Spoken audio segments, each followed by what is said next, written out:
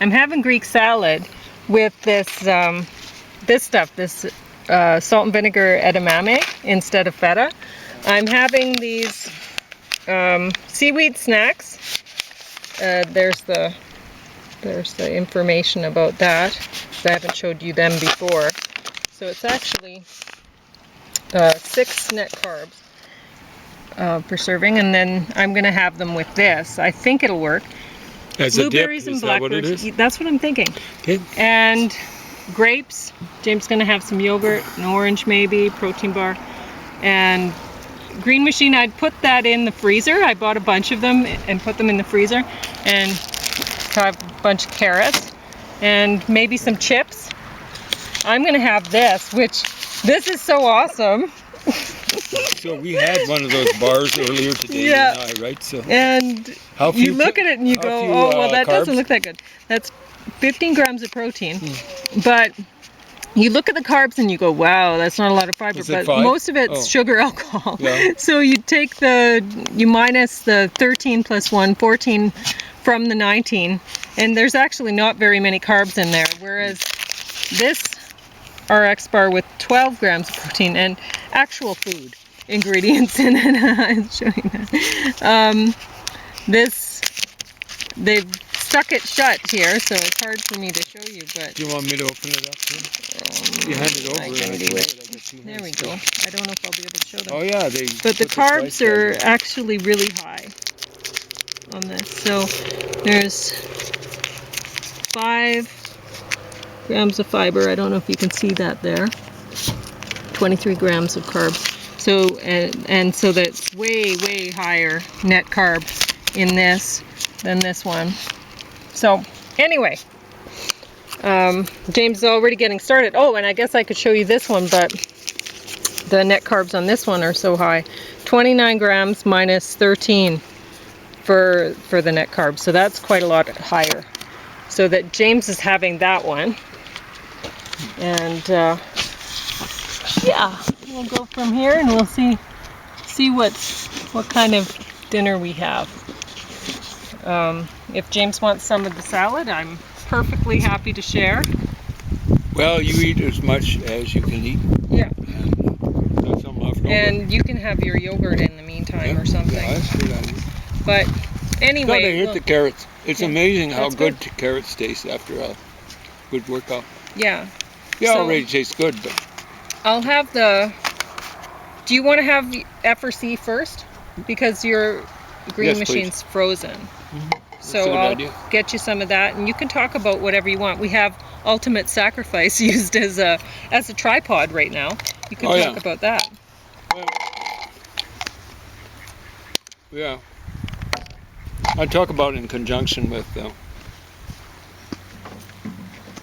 Jim Garrison's book on the Assassins of the Trail, or on the Trail of the Assassins. But I'm afraid he and his I think I made it a little. confreres kind of were assassinating the trail a little bit.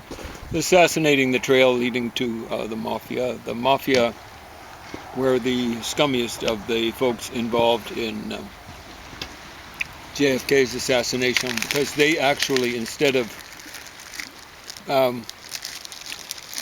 coming up with the Warren Commission and trying to make fun of people like Jim Garrison, the former DA of New Orleans, more than make fun, they tried to catch him in a washroom with someone who'd be pretending to be gay, and so on and so forth. Back then in the 60s, that could have meant the end of his career.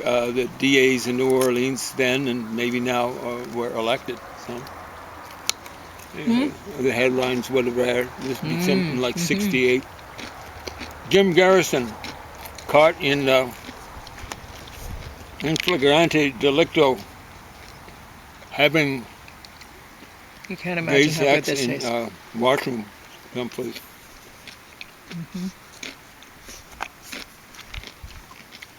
That's how the CIA tends to operate. There were elements of the CIA who were almost certainly involved in the assassination. One guy that Jim Garrison successfully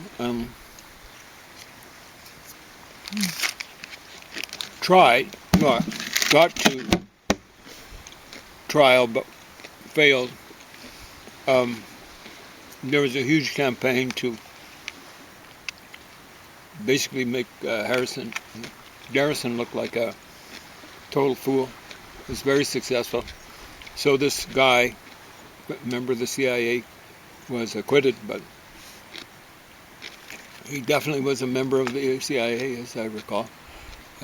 He was one of my accomplices. No, I think it was Richard Helms, who was the former head of the CIA, admitted post facto that Clay Shaw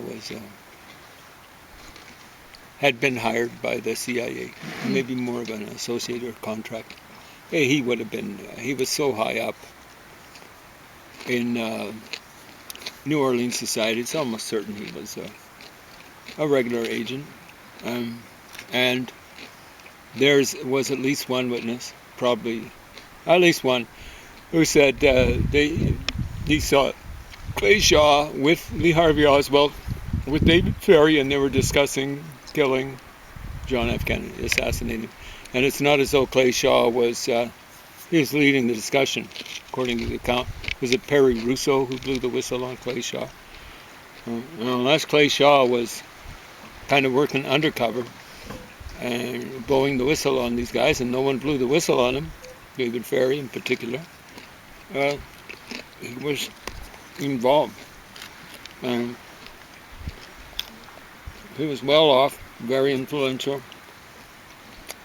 It's not as though he was along for the ride. He would have been calling the shots, at least for that group of people.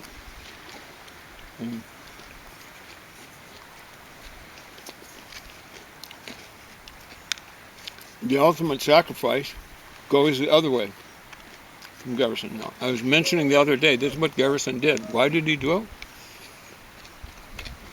To save his own skin. It's amazing he was going after David Ferrie and Guy Bannister, because they had links, and close links, to Carlos Marcello, or Marcello is a better pronunciation, the head of the mafia, and he's not a mafia associate. He's Italian, of Italian ancestry. He's mafia, pure and simple. And he controlled basically the whole mafia underworld in Texas, Louisiana, his home state, as it were. I don't think he was actually born in Louisiana. Stop it, Elvis. And neighboring Mississippi, maybe part of Alabama too, maybe part of Arkansas. That is greasy tentacles everywhere. And, well, not everywhere, but lots and lots of places. So, if you look at ultimate sacrifice, it's all about the mafia. Mafia. There are very few mentions of CIA agents, including people like E. Howard Hunt. E. Howard Hunt was involved in the assassination. He says no.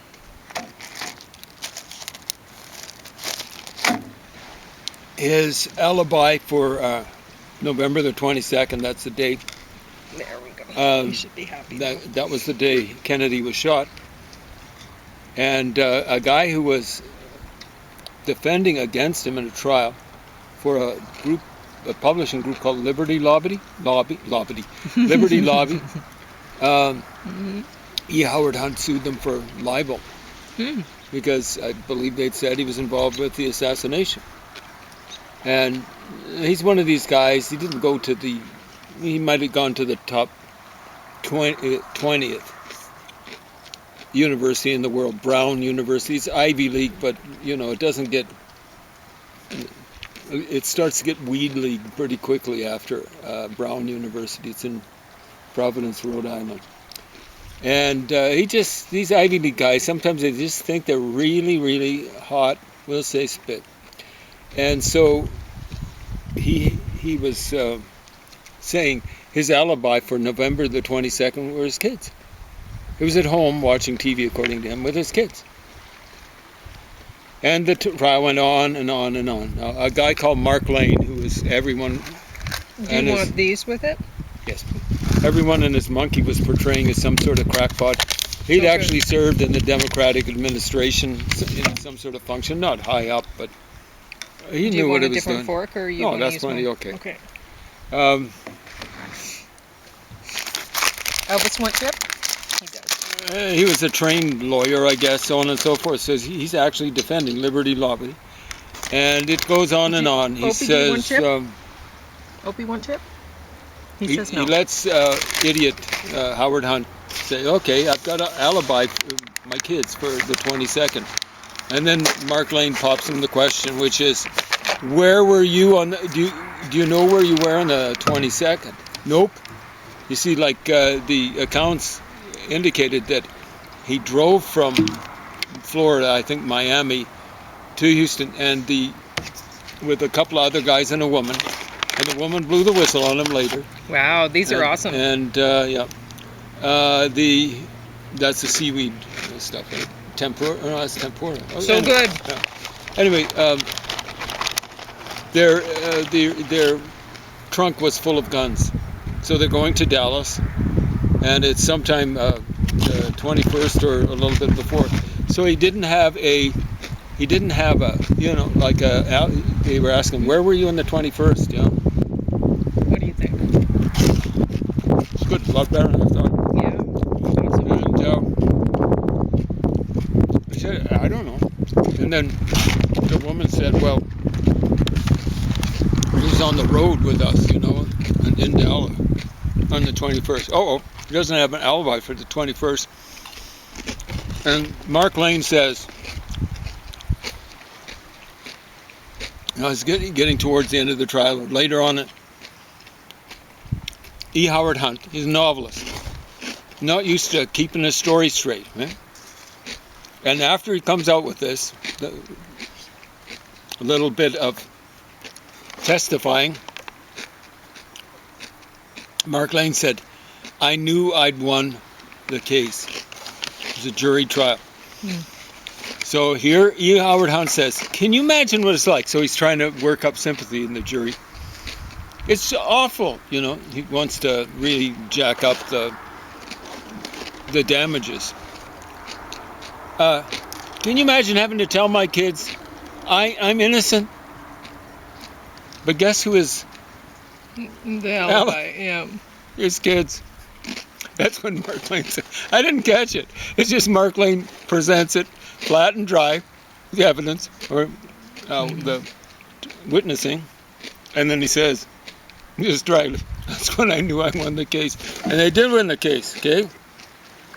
So, and I believe they kind of, the jury, like they just said, dismiss the case, for libel, but I think they said something like, like as a little footnote, but it's a big one, folks. We figure E. Howard Hunt was involved. Mm-hmm. Jury of his peers. A real scumbag. So, in ultimate sacrifice, they're on the trail of mafia. I believe that they say right there in the book, Lamar Waldron and Tom Hartman, we figure E. Howard Hunt wasn't involved. Say what? He was involved. Later on with Watergate, he was involved with a guy called Frank Sturgis. Can't remember what his name was. Real name. Very Spanish. He was actually, initially, Castro's head of the gambling casinos. Castro kept the gambling casinos open. It made Frank Sturgis. Where do we know Frank Sturgis from? I know him from Watergate. He was breaking into the Watergate, the Democratic National Convention, along with E. Howard Hunt and a bunch of other scumbugs. James McCord, who might still have been a member of the CIA. Like the full story is never told about CIA involvement in a variety of break-ins that these so-called plumbers were involved in. They broke into Daniel Ellsberg's psychiatrist's office, stuff like that, and they were using equipment supplied by a certain institution called the Central Intelligence Agency. Mm. But somehow or another, the CIA got away with that, you know. And I think it's partly because Bob Woodward was directing things towards the Nixon administration. This, folks, anyone who doesn't realize that Bob Woodward was at least a contract CIA agent is living in La La Land. You know?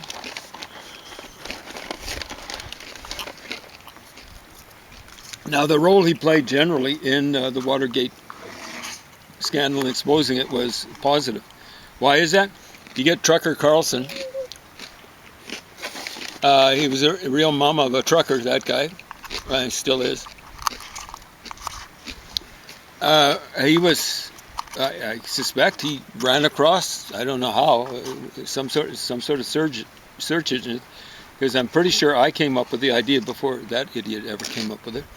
He was saying Bob Woodward was CIA. This is a while back, but not that far back. And he was saying that was awful. You know, like some idiot got on the internet and said, there's no way Bob Woodward would have been CIA, because when he's working to expose the Watergate scandal, he was operating domestically, and the CIA's not supposed to operate domestically. Yeah, so what?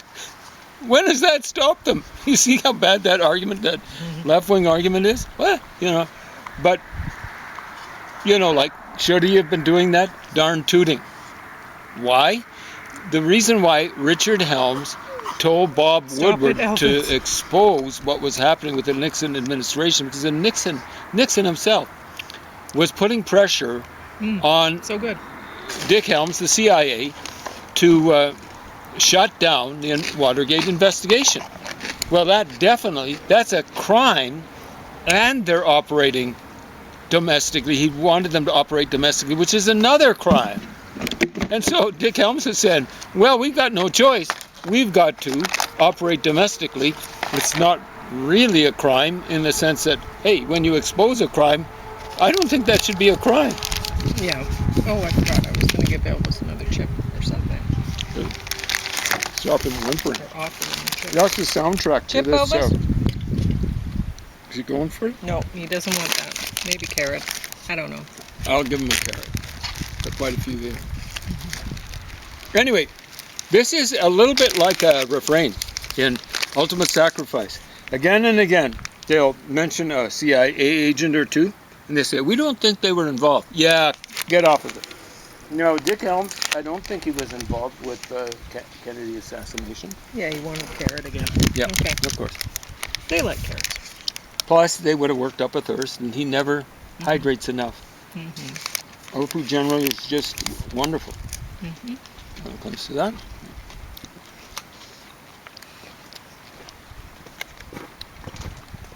Folks, this Greek salad's awesome. Yeah, are you calling it a Greek salad even though it's a little bit different? No.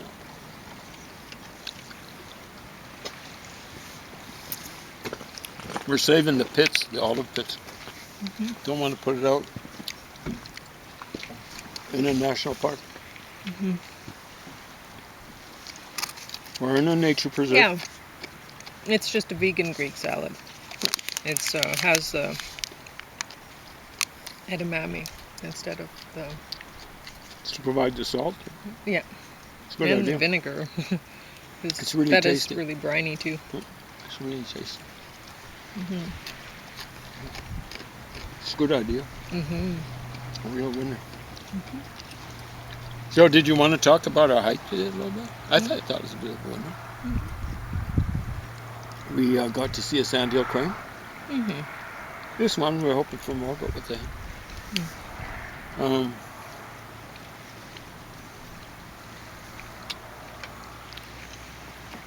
got to see some. I should take this all the way in here so I'm not machine for Ruby. Got to see Sulphur Creek. Yeah. And along its shores. Got to see some western shooting stars. Is that what it's called? Desert. Desert shooting star. Sounds like an Elvis Presley movie from the 50s. Flaming Star, is that what it's called? Anyway. Maybe that's why I said western. I think it was the western. I think he was playing in what the Americans call an Indian. Mm. Didn't have to darken them up that much.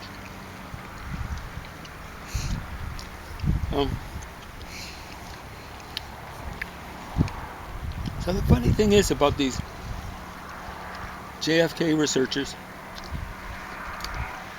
they seem to get on one thing and not really give the full extent of in terms of the groups involved in the assassination, full credit.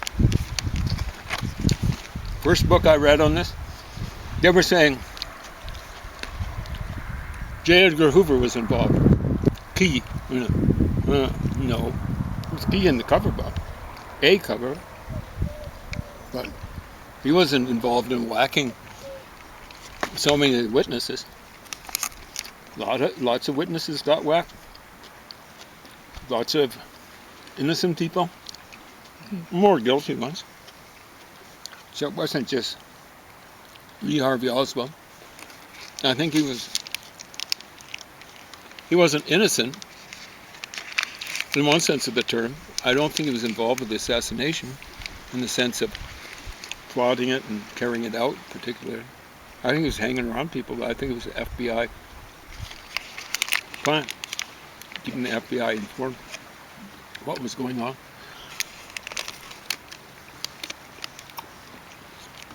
And J. Edgar Hoover was kind of tacitly complicit. Why? Because he was getting reports, presumably from Lee Harvey Oswald, along from other people, that various assassination attempts were being planned, and the message wasn't getting through to the White House.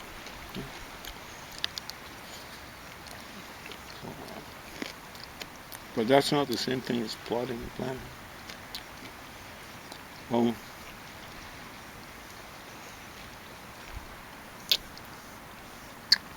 I'm finishing up one book written by a guy called Douglas. And the way I remember that name is spelled with 2 S's at the end. So the 3 last letters are ASS. You tell me what that spells. No, don't. Anyway, he's belonged or hung with a group called Catholic Worker. I don't know how left-wing they were. Were they commies? Fellow travelers, I'm fairly sure. Anyway, he kept saying, after being a warmonger, John F. Kennedy turned into a peacemonger, folks. From The Ultimate Sacrifice, you realize that he mongered peace more perhaps than he should have with Khrushchev. Set it up so he promised not to invade Cuba so long as Khrushchev, otherwise known as Chimp, took the missiles out of Cuba, and there were 162 warheads. Those are nuclear warheads. And the story goes, he actually allowed the Cubans the ability to launch. Well, that's insane. You don't let anyone else do that. But no one would accuse Khrushchev, except this Douglas guy, of being terribly sane. So, this guy, throughout the book, it's horrible. He's constantly quoting a guy called Thomas Merton, who was I've actually got some so-called poetry written by Merton. He was a bit of I wouldn't call him a recluse, a monk who kind of lived in almost like self-imposed solitary confinement or something like that. And this guy's proud of Merton, because Merton didn't have a TV and only rarely read journals, mags, newspapers. You're going, how can you be informed if you're not getting some sort of information coming in? You're sitting around gazing at your navel or whatever all else. How are you going to have anything profound to say about anything, really? except maybe the Linton one's made. Anyway, he keeps on saying, Kennedy pushed Khrushchev. Kennedy was almost triggered World War III, almost ended the world. Khrushchev, lucky he was there, that Khrushchev was there to negotiate with, and Kennedy wanted to negotiate, there we go, a peace deal, but you cannot, people say, it takes two to make a fight when they're talking about a war. No, it doesn't. Tell that to the Jews in World War II, the ones that survived. Tell that to them. Tell that to the Americans at Pearl Harbor. That war, tell that to the Poles. Boy, you love September the 1st, 1939. That was a war that Hitler wanted. It just took him to make it a war. Same sort of thing with World War II, the Japanese. They wanted that war, and they got it. They got it right in the teeth. And frankly, their leaders deserved it. But I'm telling you, it doesn't. That's like saying it takes 2 feet to cycle a bicycle. How much time? About 4 minutes. 4 minutes. You can do it with 1 foot. Have you been able to do a bicycle with 1 foot? Yeah. I want to say for a minute that I want to point out that I almost ate all of this bag of tempura spicy flavored seaweed snacks, and so the net carbs are 6 per 1/3 of a package. So, and nobody is going to eat 1/3 of a package. These are a 45-gram package, and honestly, they don't have a reseal thing, so they know that nobody's going to eat 1/3 of a package. They've designed it that way. This is 40 grams for a regular bag of chips, so they expect it. So why did they put the per package? The serving size is 1/3 of a package, just so that they could make the numbers lower. No. It's silly. Kind of lumpy. But it is yum. I have to admit that. And this, I should point out that the ingredients, I don't know if I mentioned that they really are terrible. Like with this, you can see that it's vegan and all that sort of stuff. This one is not, the Alani bar. And so I don't know if you can see the ingredients there. But they're not very good ingredients. They're not very healthy. Some of them, I guess, would be, but I had a feeling that I didn't even want to really look too hard at the ingredients when I got them, because really, I was feeling sad about the food that I'm eating and not eating and whatever, and I thought, oh, well, the net carbs work. I'm going to go for it. So, and I'm happy that I did, even though nutritional value. I mean, there's 15 grams of protein in there. Yeah. So which one is... whatever one you want. There's Mediterranean herb tzatziki flavor, and there's the